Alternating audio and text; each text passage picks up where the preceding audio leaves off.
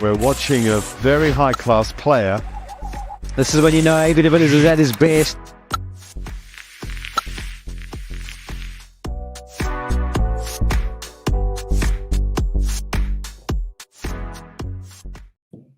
.360 Live, here we are. It's Saturday, 21 October, and there's a lot of sport on today. I'm not feeling very comfortable because both my cricket and my rugby team are playing in two very, very important games. As I'm watching the television screen, it's South Africa and England starting in about 19 minutes at the Wankhede Stadium, one of my favorite grounds in the world. Why? Because I always play well there, or more often than not, I played well there. And the second game I was talking about is the Rugby World Cup semi-final clash, also against England. So it's South Africa against England today, and it's a must-win for both teams, really. Obviously, it's a knockout game for the Springboks in the Rugby World Cup. But South Africa, after that disappointing loss against the Netherlands, will really have to bounce back here today. It's a big, big must-win game, I feel. Otherwise, you start to lose a lot of momentum, and England will be desperate as well. They haven't played the best cricket. Big news from the middle is Themba Bavuma will be missing out today. I think he fell ill and not feeling too well. Aiden Markram will be taking over as captain, and it looks like Reza Hendricks will be coming in. As we look at the points table, New Zealand, India, who will be playing tomorrow, by the way, top of the table clash. South Africa playing England today. It's all to play for. It's a must-win for England. You can see they're only one win out of 3 games. They would want to get to 2 out of 4. And then it opens up that middle area completely, where there's a lot of 2 out of 4s then, and some big teams there as well. Pakistan lost to Australia last night. I watched that game.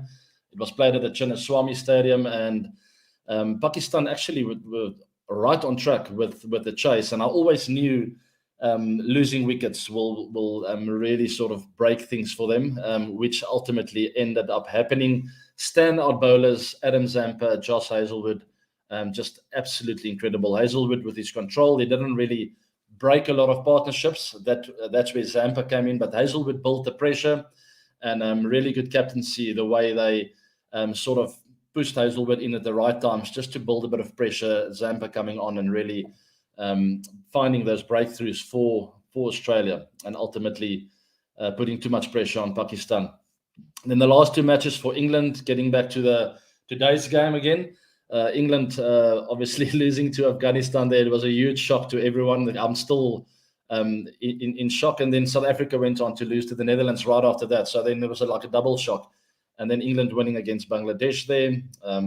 Big runs, and I think that's the name of the game for them, is big runs in this tournament, which they haven't been doing. Butler seems to be a little bit out of form.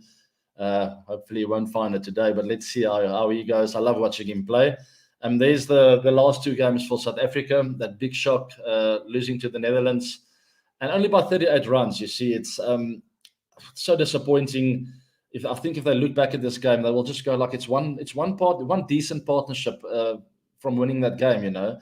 And that's the danger with chasing against the minor teams. It's they really take pace off the ball, and you have to find your own power under pressure, under the lights, with the ball nibbling around a touch. That's where the Netherlands are dangerous, and I feel we really missed the trick by bowling first there. We should have batted first, I feel. Then it's just everything is relaxed. You take your time, and you can build partnerships, build a foundation. Even if you only get to like a 280, you know, just make sure you have a decent total on the board, and you unleash your pacemen to go and win that game for you. Anyway, that's all past tense. Focus on the present. That's always very important. What's important now, as I see Kagiso Rabada on the screen there, and England obviously winning the toss, deciding to field first, which is no surprise at all at the Wankhede Stadium. Going into the evening, the ball seems to come on a little bit better. So definitely advantage England, I feel. But the Wankhede wicket always tends to stay consistent throughout the game. As we have a look at the lineups here, the 11 from England, a bit of a surprise there, Atkinson coming in. Other than that, and Stokes. Atkinson and Stokes, the 2 big surprises. Other than that, it's pretty stock standard. They will want some runs, and it's great to see Ben Stokes back in the side. That's a very good 11 there, by the way, from England. South African 11 then, as I alluded to, Riza Hendricks coming in, Aiden Markram taking over as captain because Themba Bavuma, I think, might be a stomach bug or might have eaten something which wasn't great. Unfortunately, captain is out. So it's a bit of a blow there for South Africa, but Aiden Markram has done this before, and I'm very excited to see what he comes up with, and hopefully he finds his rhythm in this game as captain. And I'm still thinking about scoring some runs for South Africa. It's a very important first innings for us, but we know our strength is our batting, and hopefully we can find a way. And obviously for the England side, Curran and Wokes will be out, and Willie and Atkinson in. And of course, Stokes will be back too. So I just missed David Willie there. Sam Curran hasn't been in great form of late, and Chris Wokes also very expensive in that last game against Afghanistan, which they lost. So maybe that was the thinking behind that. It's great to have you all here. Thanks for joining me on 360 Live. We will be covering a lot of questions today, so please post your questions down below in the descriptions box, as you can see there. My team sitting over there in India are always very quick on the things. Whatever I say, things just pop up. It's nice to work with a good team like that.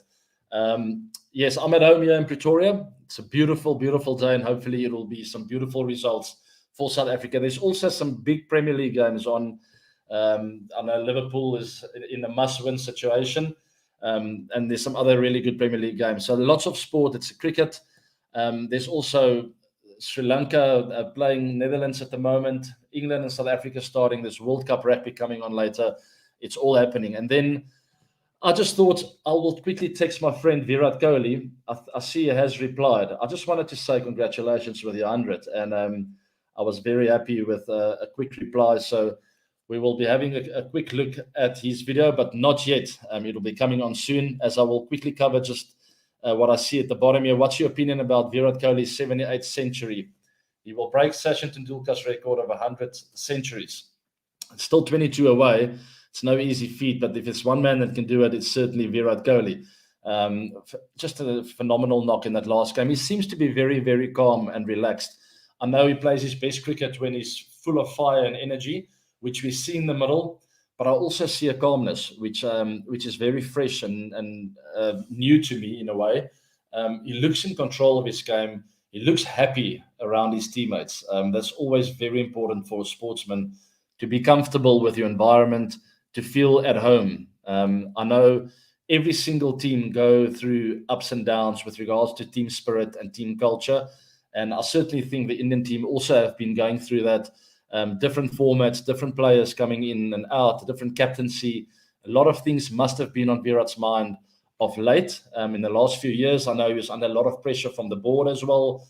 A lot of things happened, and it's one of the first times that I've seen him just look really light and fresh, and we can certainly see that in the results. Those kind of things play a huge role in a sportsman's results at the end of the day, and I'm very happy with Virat's 100 there. Team India on fire.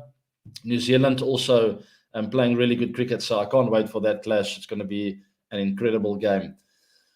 Moving on then, and please, yeah, guys, just keep asking questions, right? We want to cover the game today, obviously, but I want to know everything about your movements. Will some people be joining me in Paris, perhaps?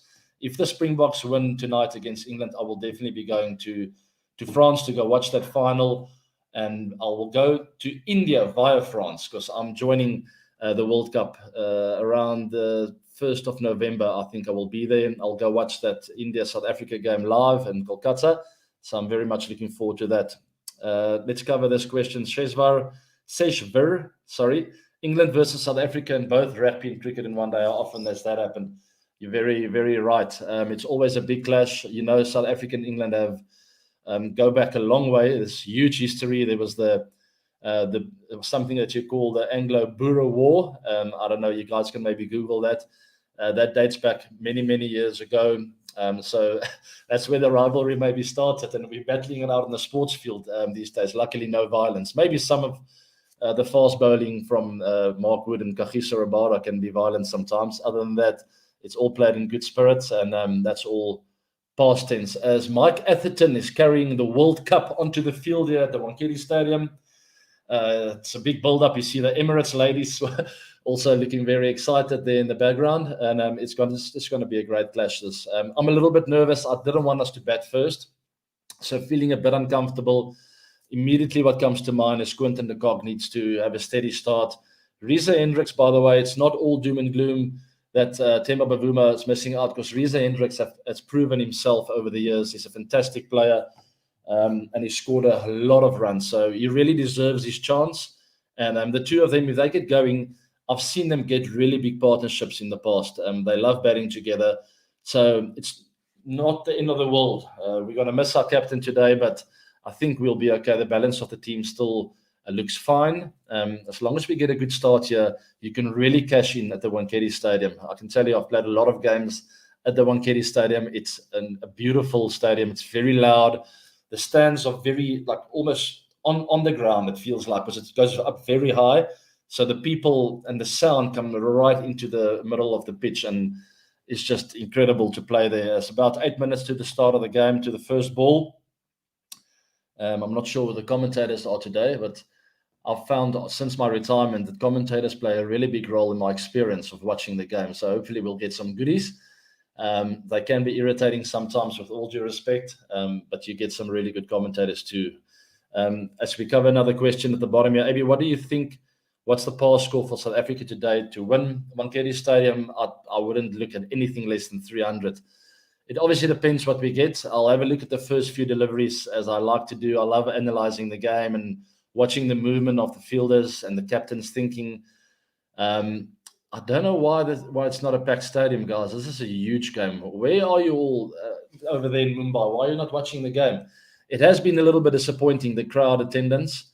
I'm sure it'll pick up as we get closer to the knockout stages, but it's a Saturday over in Mumbai, and it looks like it's about 20% full, which is very disappointing. I don't know what the reason will be for that. I would like to hear your thinking around that as well. Is it because of 50-over cricket? Is the 50-over cricket maybe as a format losing the attention of the audience? Have we moved more to T20s and Test cricket only? I don't know. I don't know what's going on, to be honest. But look at the background there. It looks like a day two in a Test match kind of crowd. It's weird.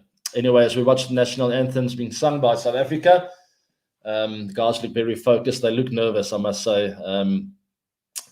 Yeah, I'm nervous too. As we see some fans in the crowd there as well, South Africans. Some of my friends are there. It's the Bruton brothers. They were at school with me together, high school with me at office, and they told me, they sent me a picture earlier telling me that they are at the ground today, and I hope they come back with a win for the boys. What advice do you have for the South African players today? It's a crucial match for them. Thanks, Anita, for the question. It is. I would say just it's all about the start. Get a foundation in place and then look for weakness. The England bowling attack have been under pressure. We saw Afghanistan putting them under pressure, particularly at the back end. I think we can really cash in the last 15 overs. But the only way to cash in the last 15 overs is if you have a foundation in place. We can't lose more than 3 wickets, I would say, in the first 30 to 35 overs. And then you play a T20 match at the back end with the likes of Klaasen, David Miller, Marco Jansen, who can really clear the boundary at ease and at will at times. I think David Miller's got a goodie in him today, but we need to see him in the last 15 overs. I don't want to see his face in the first 25 overs.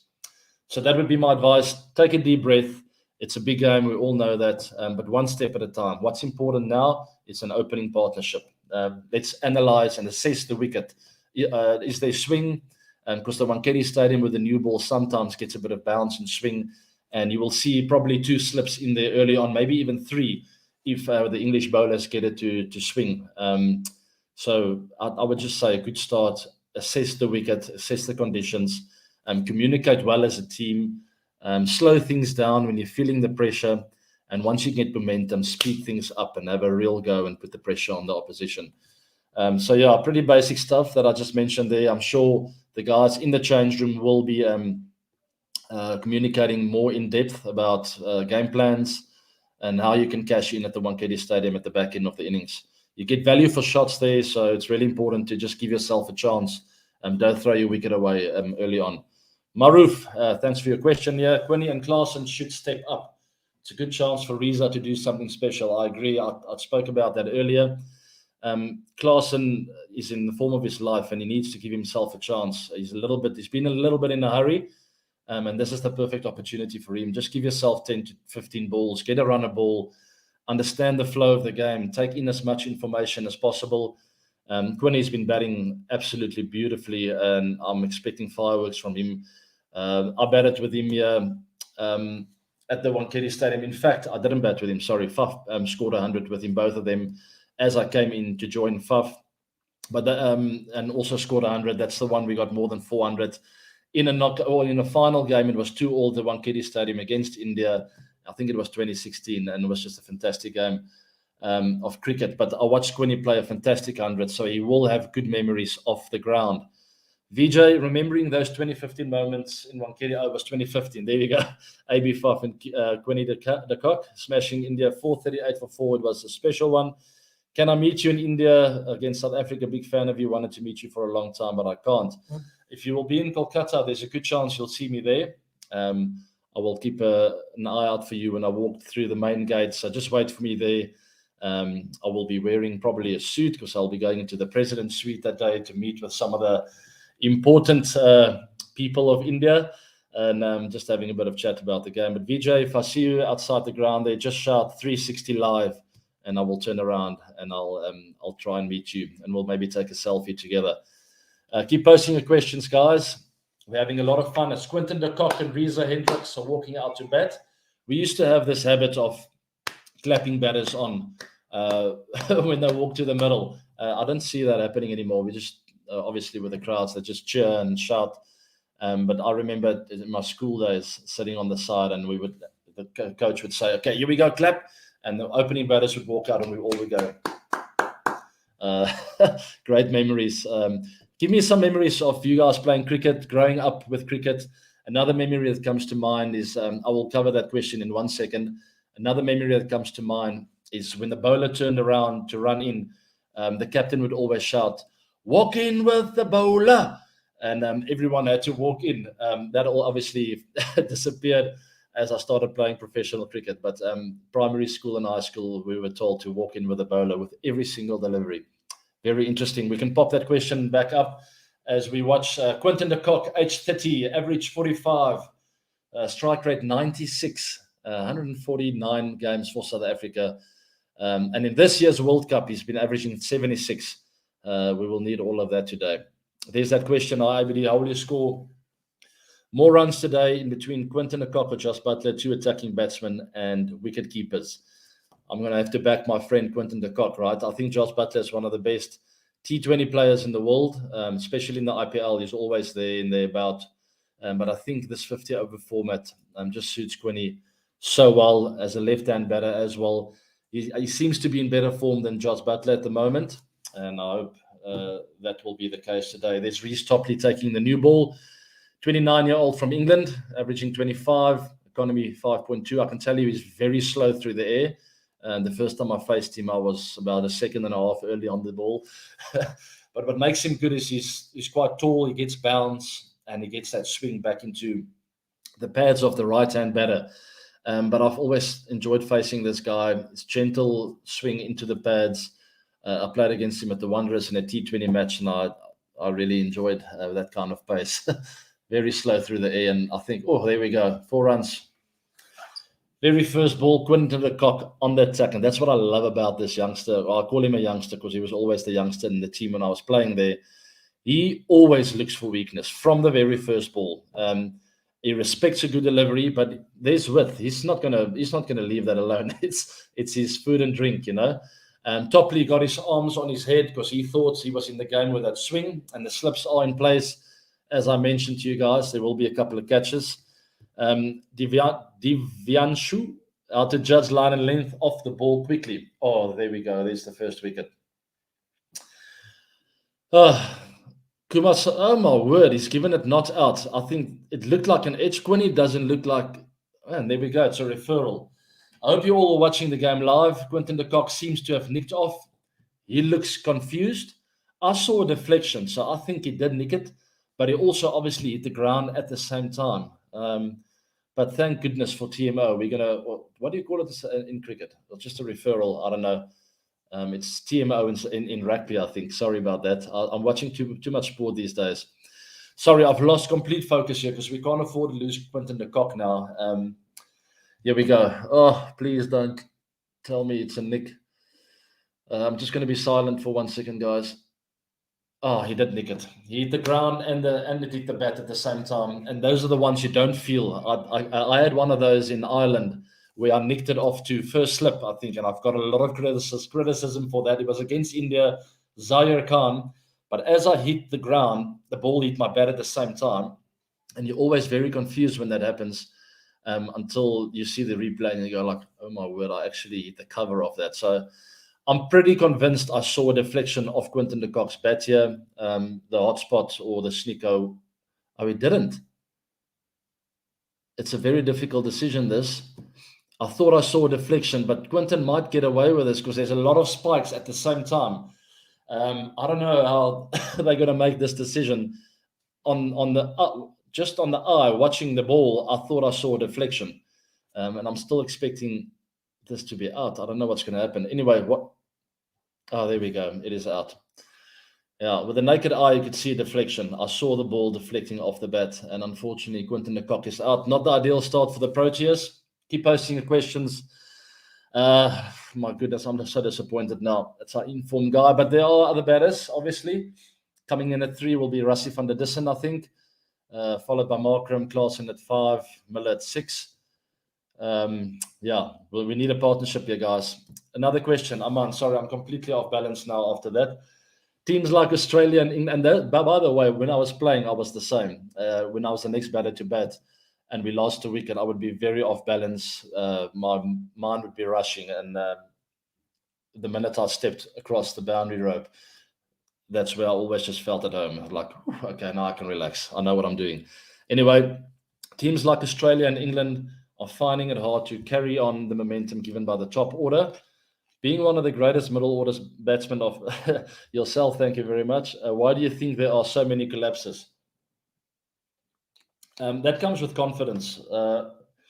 Middle order is not easy. You're faced with a different situation every time you play. And you really you almost got to be born for that in a way where you enjoy challenges and different situations. I've always enjoyed a huge challenge, especially when the odds are against us, 20-for-3, under pressure, must-win game. I always really loved it, so I embraced those moments as Rassie van der Dussen faces his first ball.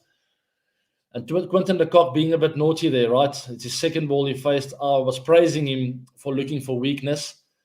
But you see that, I don't know, that was way outside his eye line, and it's that dangerous length with a away swinging bowler. And he looked to go straight back. That's the problem. With that first 4, I felt like he covered that swing a little bit better, a little bit more of an angled bat. If you go that wide outside off stump, and you still try and hit with a straight bat, obviously, let me show it to you guys like this. So I've always liked to get my head in line with the ball. So there's straight bat. But the minute the line is there, you can't go straight bat there because now you lose the line of the delivery. And obviously your blade is open. If you want to go there, you've got to cross it a bit like that. You see what I mean with covering the swing. And you make it more of a cross bat shot. Not complete cross bat, but more 45-degree angle and get on top of it like that. If you look straight bat there, you are asking for trouble. And that's exactly what Quinton de Kock did there. Anyway, keep the momentum in the middle order. It just comes with confidence and individuals that embrace pressure moments and who love. Yeah, you see, Quinny, that the bat is too upright there. As I show the replay, he needed to go a little bit more cross bat and to cover that swing. Anyway, it is what it is. Send more questions, please, guys. I also have a couple of surprises for you. As I mentioned before, I spoke to Virat earlier. I asked him for a video because I congratulated him with his 100. As we cover this question, and then after that, we will be quickly covering that. Or maybe I'll leave it for the end. I don't know. Are we on a bit of a roll here? Should I keep covering the questions? It's up to you guys. Let me know what you want. Stokes helps in building the innings well. Should South Africa use the bouncer trick to dismiss Stokes early or just bowl consistently? Okay, so very interesting question that. At this very particular ground, in that game we spoke about earlier, 2015, where we won that series against India. That was a strategy of mine to really come hard at the Indian batters and make sure the balls are around chest height and a little bit higher. I wanted them to play cross-bat shots because I felt they were just too good on the front foot. So with all my seamers, I would take cover out and have an extra guy on the leg side. So we would have almost like a catcher just behind square leg, a guy just in front of square on the boundary, and a fine leg. And I wanted to let the Indian batters know that nothing is going to be full. Kagiso Rabada, Morne Morkel, steaming into those days, Dale Steyn. I told them I don't want one drive. Everything chest height and into the head, and let Dhoni and Kohli and everyone play cross-bat shots with protection. It worked like a bomb. I think we bowled India out for 290 and they were chasing 438. And I wanted them, if they were going to chase that down, I wanted them to play uncomfortable cricket shots. And that's what it comes down to. So whether it's uncomfortable for Stokes or not, I don't know, but we saw a lot of that in the Ashes.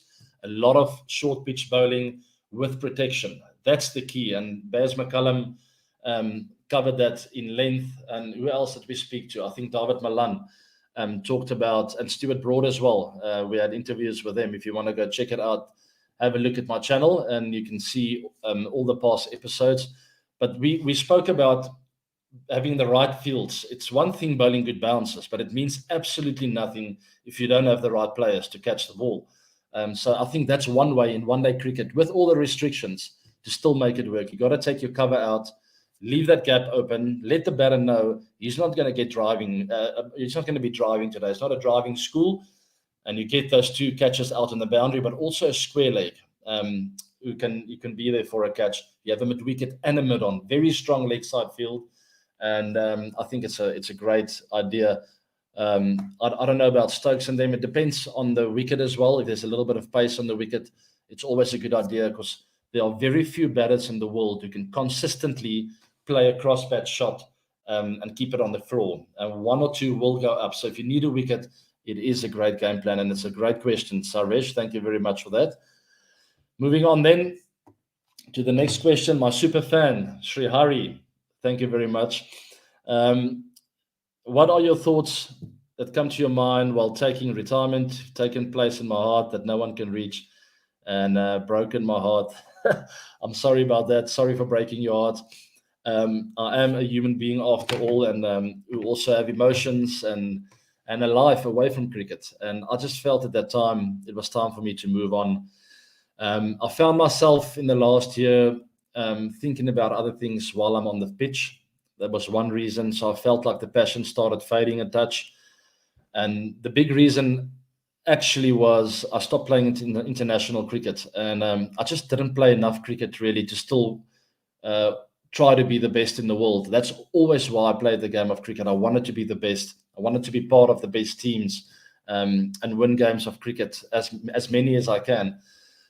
So I maybe lost a little bit of confidence and form. Form wasn't too bad in this last two seasons still, but I felt like I was falling behind a touch. You need to be on the road playing cricket for 10, 11 months of the year if you want to be the best in the world. And I was playing 3 to 4 months of the year at that time. Simply not enough. The family became more important than cricket, and it's fair to say that that's how it should be. Family came first, and I ultimately made that decision, and I'm sorry for breaking your heart. Guys, it's 22:11 over here in South Africa. I'm going to be busy for another 10 to 15 minutes, so please keep posting your questions, and I'll cover as many as I can. Sir, can we see you in Legends League Season 2? Vivek, thank you very much being my super fan. I don't know, to be honest. I have been asked on numerous occasions to join the Legends League. I don't know where my cricket kit is. That is a problem. I'm going to have to go find it in the storeroom. I see there is. At least I have a bat here, and maybe I will launch that 360 range as I make my comeback in the Super League. That's maybe a good idea, right? What do you guys think of that, by the way? If we can maybe drop that questions box now. I think the guys got the message. The other one, please, guys. Not that one. There we go. Thanks, backroom staff members. What do you guys think of that bat? Should I launch a range like that? I think it's pretty cool. Let's have a look at the back. There's the back. Not bad, right? So if I have enough votes, I will launch that range, 360 range, hopefully sponsor 1 or 2 players in the IPL, some young up-and-coming players. Maybe I'll sponsor Sky. He's also Mr. 360, right? So imagine Sky playing with a 360 bat. I think that'll work nicely. And we will obviously be handing out some prizes soon. I will be coming over to India and I'll sign a lot of stuff. And I think we'll get that 360 bats in a mini version. And if you guys keep sharing your thoughts with me, keep interacting with me, I will be picking some lucky winners and possibly to even meet me while I'm over there. So yes, the Legends League, I will hopefully be playing one day over there.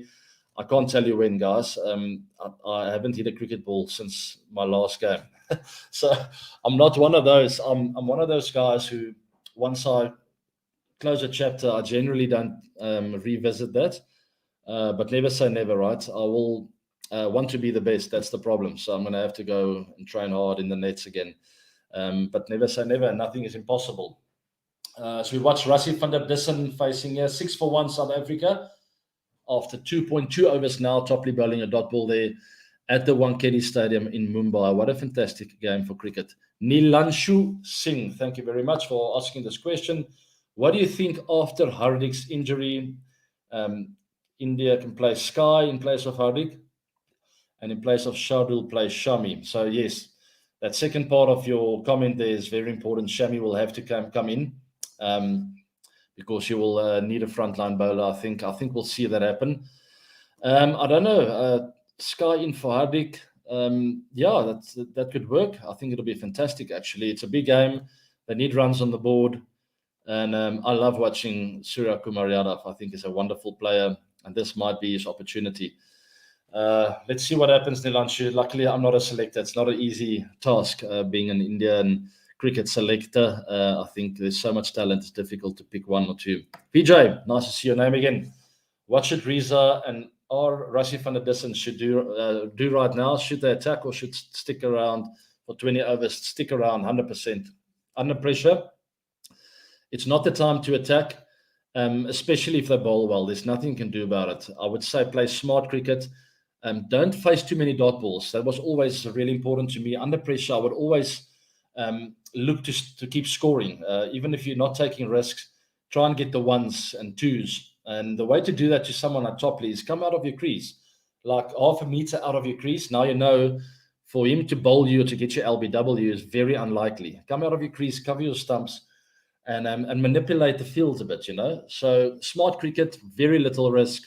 That's the name of the game and you can't miss balls like that on your pads, unfortunately. That's got to be clipped away. Hendricks, north of 8 deliveries, putting himself under big pressure by missing what Jeffrey Boycott would say is buffet bowling.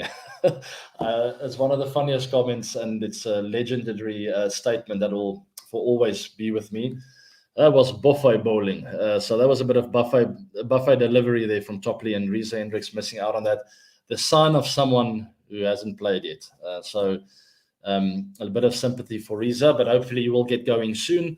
And that will be my advice. Just, manipulate the field. Get out of your crease. He's very deep in his crease there. Come out of your crease because Topley is very slow through the air.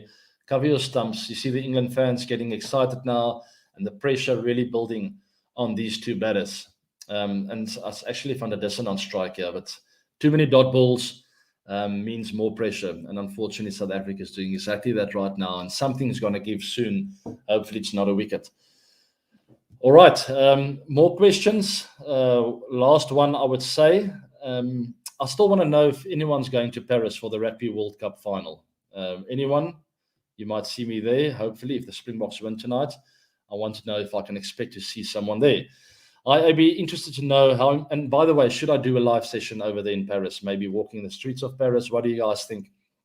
Interested, John, thanks for your question. To know how important you think it is to peak at the right time in tournaments like this. Absolutely. I don't think we've ever peaked at the right time. Maybe in 2015, we played some really good cricket and we were on the way up and then out. But we played good cricket that night at Eden Park in Auckland. There are absolutely no regrets, and that's crucial as to peak at the right time. I think we were the only team that could beat Australia in that final, by the way, in 2015. So it's a shame we didn't go through. We dropped a couple of catches. The rain wasn't very kind to us, but I felt that we peaked at the right time. But it's crucial to peak at the right time. I think if you look at the Rugby World Cup, the All Blacks peaking at exactly the right time. They're playing the best rugby, and they find themselves in the final. Being in that kind of form is very, very dangerous for all opposition. But all the Cricket World Cups who have been won by Australia, England in that last one, the one India won in 2011, they all peaked at the right time. There's no doubt about it. We beat India in the 2011 World Cup, and they ultimately went on to win it. They peaked at the right time. They took some learning from the loss against us, and they just started playing better and better and better. Good game against Pakistan in the semi-finals, and they played their best game in Mumbai in that final against Sri Lanka, where they chased, right? How much pressure must that have been? Gambia scored some runs, and then obviously Dhoni at the back end then finishing things off under extreme pressure. I think he scored around 89 or 90 with that world-famous 6 to finish things off. And I just remember watching the television screen and going like, legend. I love that. I think it was destiny for India to win that one. And maybe it's destiny again to win the 2023 World Cup. It's back in India again. And there's Reza missing straight deliveries on the pads. It's not looking good, guys. It means he's out of form. Naught of 12 balls. That's the easiest way to see when the guy's out of form, when he's missing balls off his pads, because it's really pudding and pie, right? You shouldn't be missing that. It means his balance is a little bit off. Maybe he's falling over a touch. If your head is in a good position and you're going towards the ball, you're not missing that, right? You bowl that to Virat Kohli, it's 4 every single time. The score would be 40 now. Yeah, Reza looking terribly out of form. My word, this is tough to watch. Anyway, hopefully you can find a bit of rhythm. There's nothing better than being out in the middle to find form. That's the best way to find form. So he's faced 13 deliveries. I think if he faces more than 20, you'll start finding a bit of rhythm. All right, guys. Shall we take one more question? Are you guys enjoying this? Are we having fun? Here's one. Real Kartikeya. Sir, I read your autobiography. I am inspired from it. Thank you very much. I did spend 18 months. There we go. Reza's off the mark. Thank goodness for that. 4 runs. And hopefully that will be the moment for him to get going a bit. I spent 18 months to write that book with a ghostwriter. His name is Ed Griffiths. He's also my mentor and someone who's looked after me for many years now. We put in a lot of effort with that book, so I hope you enjoyed it. Oh, sorry, I'm pleased to hear that you enjoyed it. I literally visited some places. I, for instance, went to my hometown. We walked around the rugby field there. I visited all my memories to be in that moment. And Ed would have a voice recorder there. And as I would talk, he would just engage with me, what kind of memories come to mind. I was literally at our house in Men's Avenue 20. If you read the book, 20 Men's Avenue is the place I grew up in Wombats or Bella Bella. And I was in the house and I told all my childhood stories of growing up there with my 2 older brothers, my parents, our backyard, how we used to roll the pitches, and just sports. Crazy family, right? We were incredibly addicted to all sports, golf, cricket, tennis, rugby, athletics, all sorts of stuff. We would practice slip catching in the swimming pool for hours, literally for days, actually, from sunrise to sunset. We would stand in the pool. There was a shallow end, and about 25 meters away there was a ledge, and we could bounce the ball off the water, and we would just take slip catches. And that, if you ever saw me take some slip catches for the Proteas or for RCB or any other team, I learned to do that in the swimming pool as a youngster. So just fantastic. And I'm sure a lot of you listening here now also had or is having the same kind of upbringing. If you love sports, that's what you do. You just find little games with your friends and your brothers and play backyard cricket. I mean, every Saturday we would, for ages, just play backyard cricket. So yeah, go read the book if you haven't done so yet. There's some good stories in there, I think. Also some boring stuff with regards to stats, and but I had to cover everything to give you the complete package of my journey. So thank you very much for taking the time to read that.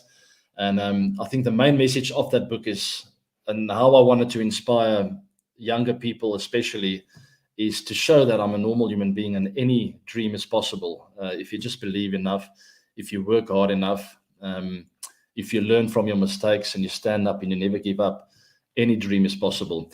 All right, that's for all the questions. Thank you very much for joining me. But I would like to end off by showing you Virat's video message he just sent me now. I literally just sent him a text saying, well done with that 100. Congratulations. I'm very proud of you. So if my backroom friends over there in India can put up Virat's video, it's very short. It's quite cheesy as well, but I hope. Hi, my biscuit. I hope you're doing fine. Thank you so much for your kind words, always appreciating and supporting what I do. You know I love you, and I hope you're doing well, and I'll see you on your show very soon. Cheers. You know I love you too, but I'm quite embarrassed by that.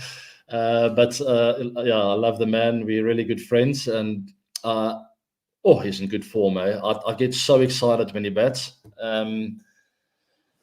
Yeah, as long as he doesn't score hundreds against South Africa, he's my favorite batter of all time. I wish him well, and I wish him a lot of more hundreds, and hopefully South Africa will find India in that final as we watch a big LBW appeal, but there was a bit of an inside edge on that, and Reza Hendricks getting away with it. But once again, missing out on a straight ball. I don't know why. Sorry, if you're watching the replay, that was very close to out. Another one that is inside edging. So my advice to Reza in that moment would be get out of your crease, because you're going to get LBW very soon if you keep going like this. Get out of your crease, get across the stumps, so that if he does hit your pads, the umpire can't keep that out. But if you're looking at the replay now, he looks in horrible form. There's a little bit of gentle in swing, not much, and he just keeps missing it. He's completely off the line. And I think it's because his head is tilted like that, instead of getting those eyes really level with the ground. It's very important to bat like that and not to do that. So I think the minute Reza's hitting, he goes like that. And that's where you miss the line.